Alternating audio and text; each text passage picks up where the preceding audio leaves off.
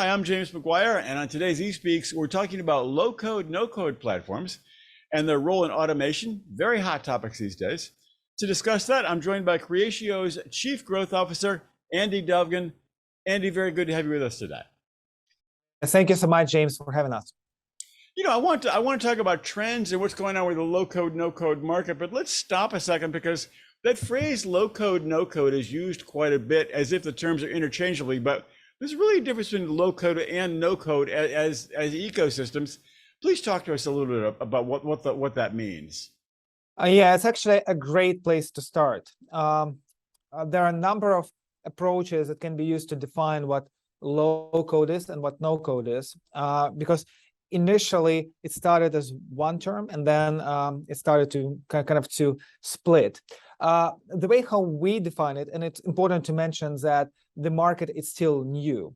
Right. And the terminology around low-code and no-code is also relatively new. So what is real now might be a bit different 6 months or say a year from now. But at least. Definitely. I'd say that the low-code, no-code market is so much in flux right now. Absolutely.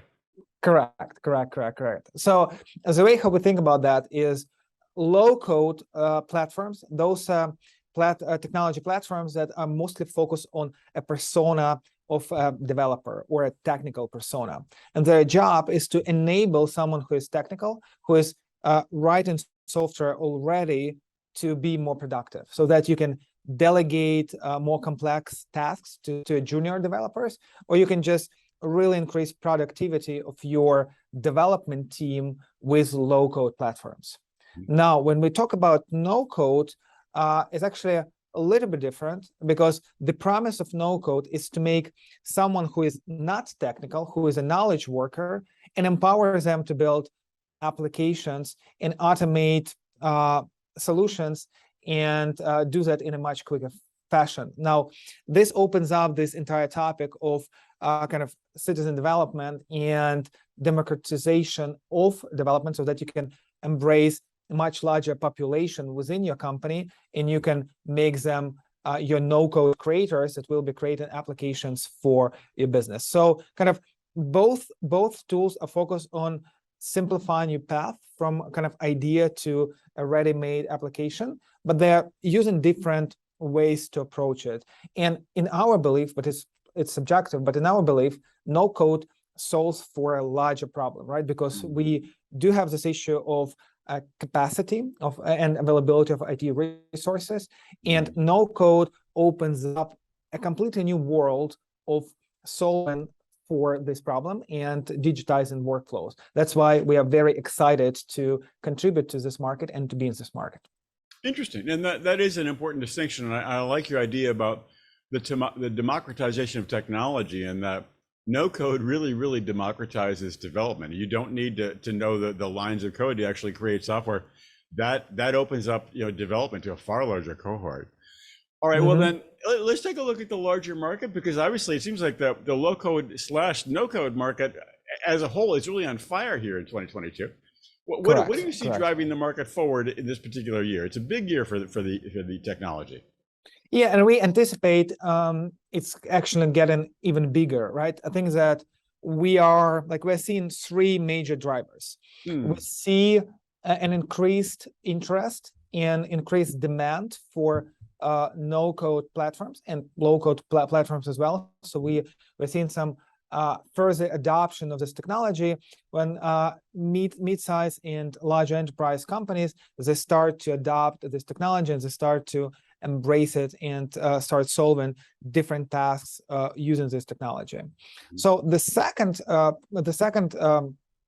trend that we're seeing is that right now no-code is making this kind of bridge between being a technology trend and becoming more kind of a strategy or methodology trend. And what I mean by that is that right now, with all those capabilities that we get as organizations in regards to building apps and engaging knowledge workers and transfer them to no-code creators, now it opens up so many opportunities, and companies start to think about that and start building up centers of excellence, start building up no-code programs. Actually, this is the reason why here at Creatio we have written a book It's a no-code playbook, 300-pager, with a very well-defined framework of how to go about deploying a no-code technology. It's vendor agnostic, by the way, how to go about deploying this no-code technology in your organization. And then the third driver that we see on the market is that we start seeing more and more organizations embracing the concept of fusion teams. When they have people with different domains, like with business domain and with technology domain, working together and collaborating using no-code platforms to build even business critical applications. While a few years ago, no code was mostly used for kind of simple and medium level complexity applications, right now we see more and more organizations using those concepts, and they push boundaries and create even business critical applications. Of course, to create a business critical application, you need to have some form of a fusion team, and you need to have an access to kind of more advanced technological skills. And also you need to have needed governance frameworks to make sure that this development is secured. So those are three drivers that we clearly see on the market now. Interesting. I'm wondering if you have any statistics in terms of level of adoption of low code, no code in the market. Is it 10% of companies? Is it 15%? Is it not quite there yet? What's your sense of adoption, if you have any? James, I don't have the one number on the top of my mind, because I've seen very different numbers shared by Gartner, by Forrester, by some other markets, and I think it's really dependent on a population that participates in surveying. Because if you go SMB, say corporate markets, or say enterprise, you would see very different stats in regards to the adoption. And also, I think that since the markets are relatively new, the definition of what is low code and no code and how it's being used can be different. Like some companies would use no code to create a website, right? Some companies would use no code to create something that is more kind of business applications focused. So that's why I think that certainly all the stats show the growth of the adoption, but they kind of vary based on the source and based on the audience, I would say. Sure. All right, well, let's think about this hypothetical company. They want to get on board with low code, no code, and I realize those are two different things. But in their mind, they might be using them side by side. They might have bought a platform that does both of those, and they're struggling to get the most out of it. What advice would you give that company to optimally use their low code, no code platform? Well, I think there are a few. First one is to think about low code and no code as kind of a new way of deploying your applications, and actually going about deploying digital transformation projects, right? So I think that it's not just a type of an application, it's more kind of a concept, and this concept should be embraced by an organization.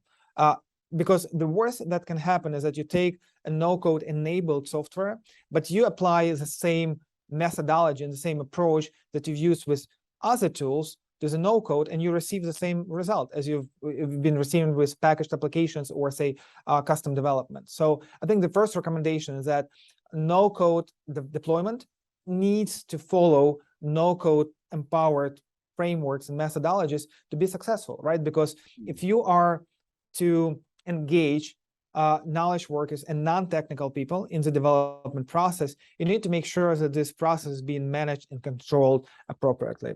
So I think this will be an advice number one. Advice number two, I would suggest thinking about no code as a potential strategic opportunity for a company. And I can give you a few examples. Right now, the ability to transform your workflows and processes and digitize them in many industries is a defining part of the competitive advantage. And I have a story of our customer. It's a bank, and they were kind of moving to a digital lending process, and they started to provide services through website and digital platforms only. And they started this process in the middle of the pandemic, and they were able to launch a completely new digital lending process in just a few months using no-code approach in the middle of the pandemic when all the branches were closed. And their closest competitor was able to achieve the same 6 months from that time. And that bank, their closest competitor, was much larger and much more resourceful in terms of the IT, right? So, and this is a great example of how you can outpace your competition by using no-code approach. And imagine that you can really triple, quadruple, or 10x your digital resources by enabling and empowering your people to create applications for themselves. And then you kind of move to this situation when you are becoming a software company, even though you're a transportation company or you're a financial services organization, whatever, right? So I think that this is another important advice. It's not just about a new technology trend or a type of a software. It might become a very strong competitive advantage. And we are seeing on the market lots of organizations, they started to build those populations and programs in organizations within, because they understand that this is a trend of the future. And not only you need to be prepared from the platform point of view, you need to be prepared organizationally. There's no doubt, and of course, one of the factors driving it is the problem of hiring and retaining skilled developers. Of course, a low-code, no-code platform would certainly come into play there. I guess let's talk specifically about Creatio and the Creatio advantage, and let's talk about automation. Why choose Creatio, but also what about Creatio and low-code, no-code, and automation? What's the play there? Well, there are three major, say, pillars of our promise: one, platform, freedom, and genuine care. So two of them related to platform, one related to us as a company. So in regards to one platform, right? So Creatio offers one platform to automate workflows in CRM with no code, right? So we can cover multiple workflows in multiple departments using no code capabilities. And we do have a lot of ready to go templates and connectors and applications that can accelerate your time to value, right? So we're thinking about financial services. We have dozens of applications built on the top of our no-code platform to accelerate this development, so that you're using this, what we call composable architecture, and you are assembling your no-code applications from ready-made blocks, as if you're doing that using Lego blocks, right? So, and this platform, it's one unified solution that there is no need to bolt it together or to use multiple solutions for that. The second one is that we are focused on the value of freedom, freedom to own your automation. And when we think about our platform and the way how we do business with our customers, we always have in mind this freedom and self-sufficiency of our customers. Like, we want them to be self-sufficient and don't have special skills and knowledge needed to configure and to deploy applications using Creatio. It also relates to the way how we're structuring commercial conditions and how we work with them as a business, so that they're not restricted with, say, a number of API calls, number of objects, number of apps they can build, right? So we are giving them this possibility to decide by themselves what is needed for their business, right? And not being kind of dependent on us as a vendor using our platform. And finally, we also have this concept, which is more cultural concept within Creatio, but we love it and our team loves it. We call it genuine care. Genuine care is our approach towards building relationships with our customers. When we first think about, like, how can we help? How can we give you a hand so that you can become successful using our technology? And then we think about business. Once we adopted this approach, I think that, and this is kind of came naturally because that's who we are, we started to see a really great results business-wise. But we always think about our customers and the partner community. We always apply this genuine care, and we help our team to understand that this is a very important value to kind of fulfill your professional life. So those are three pillars of Creatio offering. Great. Definitely the idea of the genuine care. I'm sure the customers respond to that. Yeah. Let's talk about the future of low code and no code. Obviously, it is on an explosive growth curve for any number of reasons. What do you see as the future of low code and no code, and how will it influence the growth of automation? Well, I think that the level of kind of influence is very big. Like, my personal opinion is that we are kind of seeing the same trend and the same exposure of technology that we've seen with cloud computing, right? So no code can become this new big trend that completely changes the game for so many organizations like cloud did like a decade ago. And the idea behind is also, this idea is baked with numbers. There is a very popular study that lots of companies refer to, is that within the next couple of years, we need to develop 500 million of new applications. Wow. And the population of all developers globally is about 25 million, and the growth rate is about like 4%. So the demand, and this not to mention about like how many apps we need to maintain, how many apps we need to support, etc. So there's a huge gap between the demand in regards to the digital and the workflow automation and the capability to deliver that using technical resources, right? But there are so many more knowledge workers who, if enabled, can become a part of a solution and solve this problem of providing those digital solutions if they are well equipped with no-code platforms. So that's why we think that in the future, we'll start seeing this is becoming kind of a way to go for organizations. More and more companies will start building centers of excellence around no-code. More and more organizations will start adopting playbooks and methodologies related to no-code, and this will become the way people think about digital automation. And then when we think about the client, right, not organization, but the clients that they serve, the level of experience matters a lot, right? So I don't know whether you, James, had experience of buying or kind of going through a test drive with Tesla, but it's very different than if compared to, say, a traditional car dealership, right? Because you have this immediate identification, seamless process, very stellar interactions, and it's all very organized, and you know, it's kind of using your data to provide you with this personalized and stellar experience.